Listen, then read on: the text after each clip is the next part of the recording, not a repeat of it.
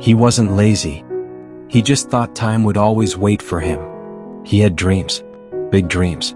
But he treated them like toys, not tools. And one day he realized, time doesn't care about dreams. Meet Alex, a boy everyone called the lazy one.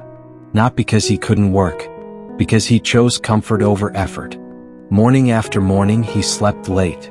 Hours wasted scrolling on his phone. Tasks left unfinished. Opportunities ignored. He thought tomorrow would fix yesterday's mistakes. He thought the world owed him time. Alex noticed his friends moving forward. One friend launched a small business. Another learned a skill online. Another got a scholarship. He felt fear. Why am I still here? But old habits were stronger. I'll start tomorrow, he whispered. One day is fine. Then came the first real wake-up call. A competition he wanted to join closed. A chance to travel was gone. The opportunity had moved on without him.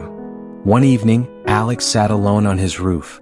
He looked at the stars, at the quiet world beneath him, and realized, time doesn't wait for my feelings. It doesn't care about my excuses. It just moves. The next day he decided to try small but consistently. Wake up 30 minutes earlier. Read 10 pages daily. Work on one skill for 1 hour. Not huge leaps, just small steps, done every day. The first week, hard.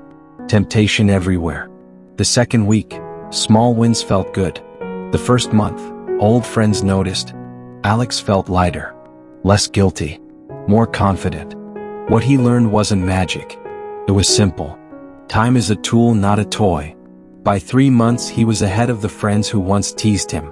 Time rewarded those who respected it, and punished those who wasted it. Every day you waste is a day someone else uses to get ahead. Time isn't about doing everything at once. It's about doing the right things consistently. If you feel stuck, look at your day. Look at your habits. Are you using time or letting it use you?